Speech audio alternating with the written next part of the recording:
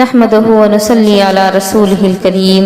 اما بعد فاعوذ باللہ من الشیطان الرجیم بسم اللہ الرحمن الرحیم۔ معزز سامعین و سامعات،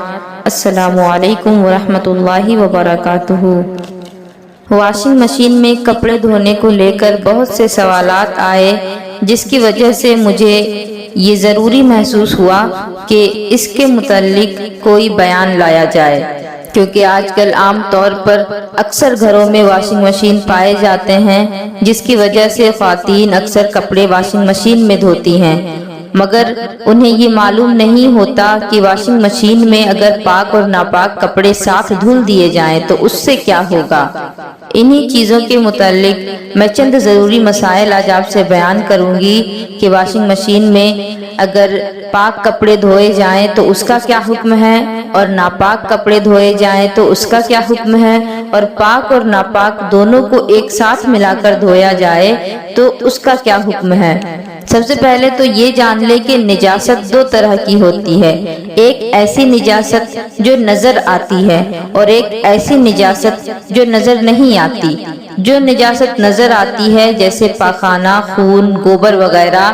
تو ان کو دھونے میں گنتی کی کوئی شرط نہیں، یعنی جیسے ہی وہ نجاست دور ہو جائے گی کپڑا پاک ہو جائے گا۔ اگر ایک ہی مرتبہ دھونے سے بھی نجاست دور ہو جائے تو ضروری نہیں ہے کہ بار بار دھویا جائے، اور اگر 4-5 مرتبہ دھونے کی ضرورت پڑے تو دھونا ضروری بھی ہے، اور اگر 3 مرتبہ سے کم میں نجاست دور ہوئی ہے، مثلا 2 مرتبہ دھویا تو نجاست دور ہو گئی، تو بہتر یہ ہے کہ 3 مرتبہ کی گنتی پوری کر لیں تاکہ کسی طرح کا کوئی شک و شبہ بھی باقی نہ رہے۔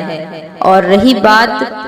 نجاست کے رنگ یا اس کے بو کی، اگر نجاست دور ہو گئی یعنی ناپاکی تو دور ہو گئی ہے مگر اس کا کچھ اثر باقی رہ گیا جیسے اس کی رنگ یا بو، تو اسے بھی دور کرنا لازم ہے، اور اگر بہت دشواری پیش آتی ہے اس کے دور کرنے میں تو پھر اس کی ضرورت نہیں۔ مثلا رنگ اتنا گہرا ہے کہ اگر اس کو رگڑ رگڑ کر صاف کیا جائے تو کپڑے کے پھٹ جانے کا اندیشہ ہے، تو اس صورت میں اس کو اگر نہ صاف کیا جائے تو کوئی حرج نہیں۔ اگر پتلی نجاست جیسے پیشاب وغیرہ 3 مرتبہ دھونے سے پاک ہو جائے تو 3 مرتبہ دھوئیں، اور ہر مرتبہ پوری طاقت کے ساتھ نچوڑنا شرط ہے۔ پوری طاقت سے نچوڑنے کا مطلب یہ ہے کہ اس سے ایک قطرہ بھی پانی نہ ٹپکے، یا پھر آپ کے ہاتھوں میں جتنی پوری قوت ہے اس کا پورا استعمال کر کے اس کپڑے کو نچوڑے تاکہ اس میں سے ایک قطرہ بھی اب باقی نہ ہو۔ اور اگر کوئی ایسا موجود ہے جس کے ہاتھوں میں آپ سے زیادہ طاقت ہے اور وہ آپ کی مدد کرنے کو تیار ہے تو پھر آپ اس کو کہیں تو وہ نچوڑ دے، اگر تو پھر اور زیادہ بہتر ہے۔ لیکن اگر اس شخص نے نہیں نچوڑا اور آپ نے اس کپڑے کو دھل دیا تو وہ کپڑا آپ کے حق میں تو پاک ہوگا کیونکہ آپ نے اس کو اپنی پوری طاقت کے حساب سے نچوڑا، لیکن اس شخص کے حساب سے پاک نہیں ہوگا جس کو نچوڑنے کو کہا گیا اور اس نے نہیں نچوڑا، کیونکہ اگر وہ اس کو نچوڑتا تو اس سے اور قطرے بھی نکلتے، تو اس شخص کے حق میں وہ کپڑا پاک نہیں ہوگا جس کے ہاتھوں میں زیادہ قوت تھی، اور اگر آپ کے ہاتھوں میں کم قوت تھی اور اپنے حساب سے آپ نے نچوڑا تو آپ کے نچوڑنے سے وہ کپڑا آپ کے حق میں پاک ہو گیا۔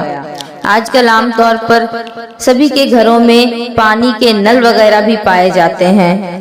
کپڑے کو 3 مرتبہ دھونے اور نچوڑنے کا حکم اس وقت ہے جب تھوڑے پانی میں دھویا ہو، اور اگر حوض کبیر یعنی 10 دردہ جس کی لمبائی اور چوڑائی 10-10 ہاتھ ہو، یا پھر کسی بڑے حوض یا نہر یا ندی اور سمندر وغیرہ میں دھو رہے ہوں، یا پھر نل یا پائپ یا لوٹے وغیرہ کے ذریعے سے اگر بہت سا پانی اس پر بہایا گیا اور بہتے ہوئے پانی میں اس کو دھویا جائے تو پھر نچوڑنے کی شرط نہیں، کیونکہ نچوڑنا اس صورت میں ہے جبکہ پانی کی قلت ہو، اور یہاں پانی کی فراوانی ہے جو کہ نجاست کو اپنے ساتھ بہا کر لے جانے کے لیے کافی ہے، تو اس صورت میں نچوڑنے کی شرط نہیں لگائی جائے گی۔ فقہائے کرام رحمۃ اللہ علیہ فرماتے ہیں کہ دریا یا بہتے پانی میں دری یا ٹاٹ وغیرہ کوئی ناپاک کپڑا اگر رات بھر پڑا رہنے دیں تو وہ پاک ہو جائے گا۔ اصل یہ ہے کہ جتنی دیر میں یہ گمان غالب ہو جائے کہ پانی نجاست کو بہا کر لے گیا ہے تو پھر وہ پاک ہو گیا، کہ بہتے پانی سے پاک کرنے کی صورت میں نچوڑنے کی کوئی ضرورت نہیں۔ اب آئیں اس مسئلے کی طرف جس کے بہت سارے سوال آتے رہتے ہیں کہ پاک اور ناپاک کپڑے کو ساتھ دھویا جائے تو کیا حکم ہے؟ اگر بالٹی یا کپڑے دھونے کی مشین میں پاک کپڑوں کے ساتھ ایک بھی ناپاک کپڑا پانی کے اندر ڈال دیا تو سارے ہی کپڑے ناپاک ہو جائیں گے، اور بغیر ضرورت شرعیہ کے ایسا کرنا جائز نہیں، کیونکہ ہمارے آقا اعلیٰ حضرت عظیم البرکت علیہ رحمت الرضوان فتاوی رضویہ میں فرماتے ہیں کہ بلا ضرورت پاک چیز کو ناپاک کرنا ناجائز اور گناہ ہے، اور جلد 4 مخرجہ صفحہ نمبر 585 میں فرماتے ہیں کہ جسم اور لباس بغیر ضرورت شرعیہ کے ناپاک کرنا حرام ہے۔ البحر الرائق میں بھی پاک چیز کو ناپاک کرنا حرام قرار دیا گیا ہے، تو پھر ضروری ہے کہ پاک اور ناپاک کپڑے الگ الگ دھوئے جائیں۔ اگر ساتھ ہی دھونا ہے تو اس کی ایک صورت یہ نکالی جا سکتی ہے کہ ناپاک کپڑے میں جس جگہ نجاست لگی ہوئی ہے اس نجاست کو احتیاط کے ساتھ پہلے پاک کر لیجئے اور پھر دوسروں کپڑے کے ساتھ ملا کر کے واشنگ مشین میں یا پھر بالٹی وغیرہ میں آرام سے دھو لیں۔ ناپاک کپڑوں کے پاک کرنے کا میں یہاں ایک آسان سا طریقہ بتاتی ہوں کہ بالٹی میں ناپاک کپڑے ڈال کر اوپر سے نل کھول دیجئے اور کپڑوں کو ہاتھ یا کسی سلاخ وغیرہ سے اس طرح ڈبوئے رکھیے کہ کہیں سے کپڑے کا کوئی حصہ پانی کے اوپر نہ ابھرے، اور جب بالٹی کے اوپر سے ابل کر اتنا پانی بہہ جائے کہ آپ کو یہ گمان غالب ہو جائے، یعنی آپ کو یہ یقین ہو جائے کہ پانی نجاست کو بہا کر لے گیا ہے، تو اب وہ کپڑے اور بالٹی کا پانی اور آپ نے جو ہاتھ اس پانی میں لگایا تھا آپ کا ہاتھ، یا پھر اگر آپ نے کسی لکڑی یا سلاخ وغیرہ سے کپڑے کو ڈبو کر رکھا تھا تو وہ سلاخ بھی جتنا حصہ اس کا بھیگا تھا وہ سب کا سب اس پانی کے پاک ہونے کے ساتھ ساتھ پاک ہو گئے۔ اور اگر کپڑے وغیرہ پر نجاست کا اثر باقی نہیں ہے تو ہر چیز پاک ہے، اور اگر کپڑے پر نجاست کا اثر باقی رہ گیا تو پھر پاک نہیں ہوگا۔ ضروری ہے کہ ہاتھوں سے اس کو دور کیا جائے، اور اس عمل کو کرنے کے دوران یہ بھی احتیاط رکھنی ضروری ہے کہ پاک ہو جانے کا جب تک آپ کو یقین نہ آئے اس سے پہلے ناپاک پانی کا ایک چھینٹا بھی اگر آپ کے بدن یا پھر کسی اور چیز پر پڑ گیا ہو، یا بالٹی یا برتن پر کہیں پر بھی پانی کا اگر ناپاک چھینٹا پڑ گیا تو پھر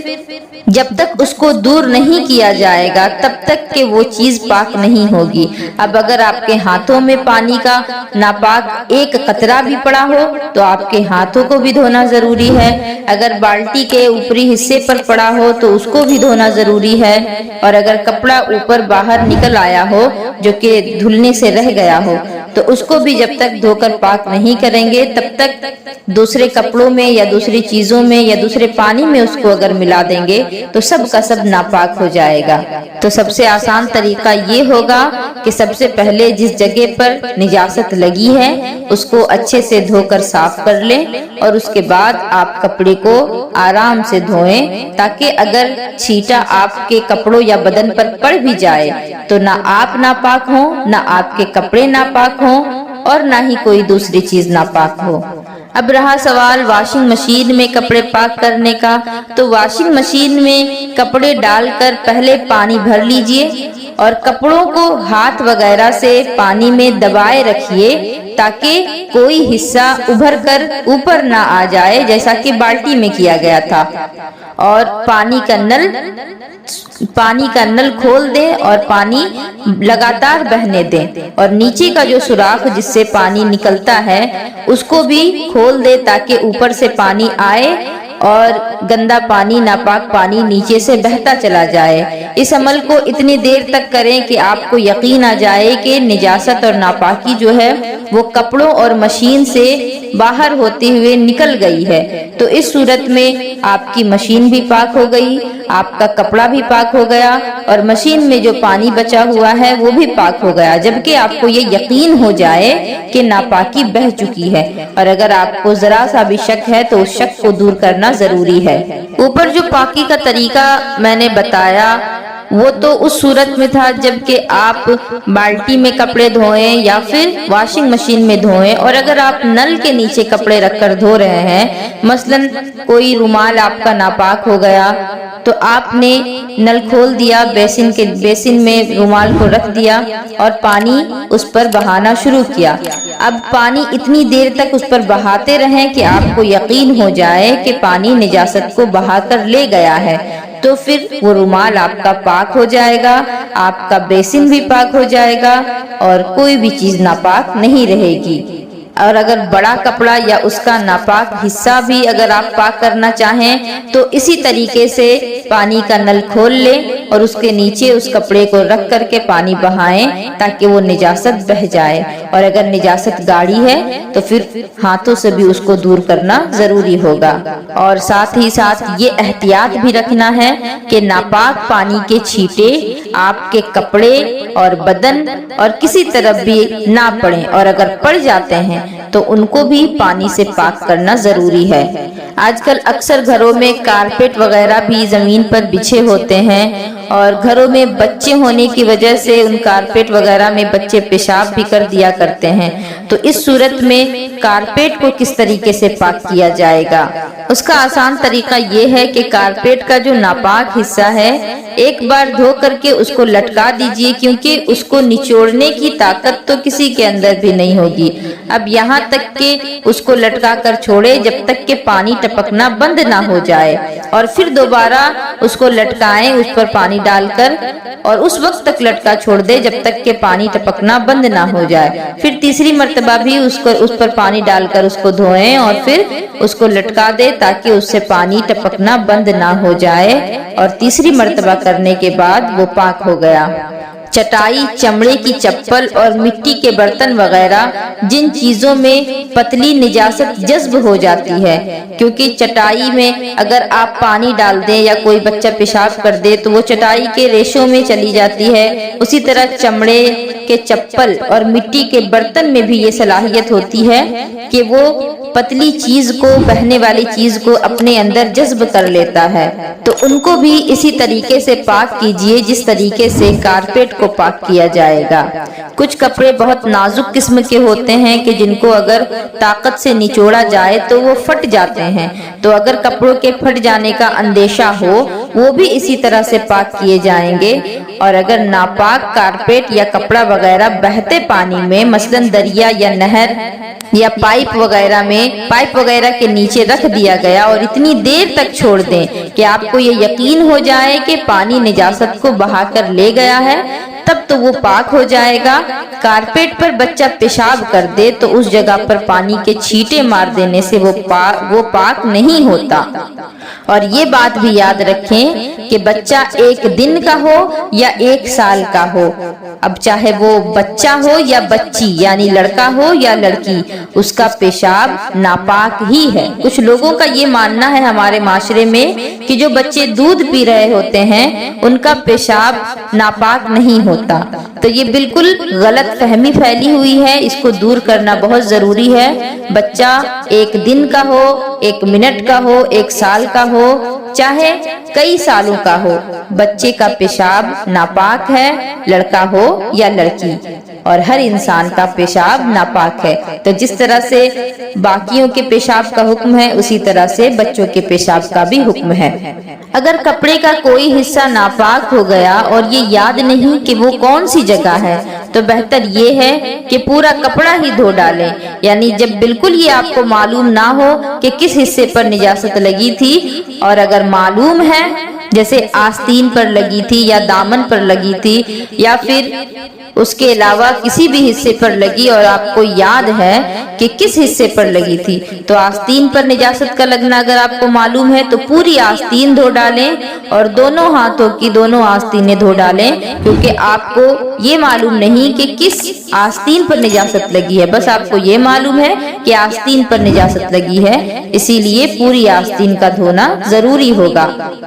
اسی طرح سے اگر آپ کو دامن میں نجاست لگ جائے اور آپ کو یہ معلوم نہ ہو کہ آگے کے دامن میں یا پیچھے کے دامن میں نجاست ہے، تو دونوں آگے اور پیچھے دونوں دامنوں کو دھوئیں اور یہ یقین کر لیں کہ اب نجاست پاک ہو چکی ہے۔ اور اگر کسی کو یہ سوچنے اور سمجھنے کے بعد بھی معلوم نہیں ہوا کہ کس حصے پر نجاست لگی ہے اور اس نے کپڑے کے کسی بھی حصے کو ویسے ہی دھو لیا، اور اگر اس سے نمازیں بھی پڑھ لی اور نمازوں کے پڑھنے کے بعد اگر اسے یاد آئے کہ نجاست کپڑے کے کس حصے میں لگی تھی، تو اب وہ نمازیں لوٹانی ہوں گی اور اس کپڑے کو بھی دھونا ہوگا۔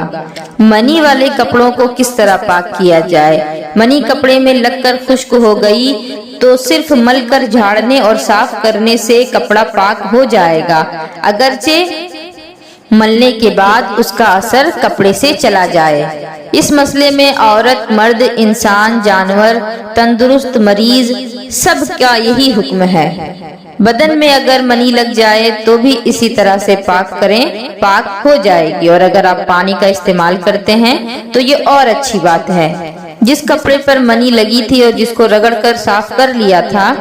یہاں تک کہ اس پر کوئی اثر باقی نہیں رہ گیا، تو اس صورت میں اگر اس کپڑے پر پانی لگ جائے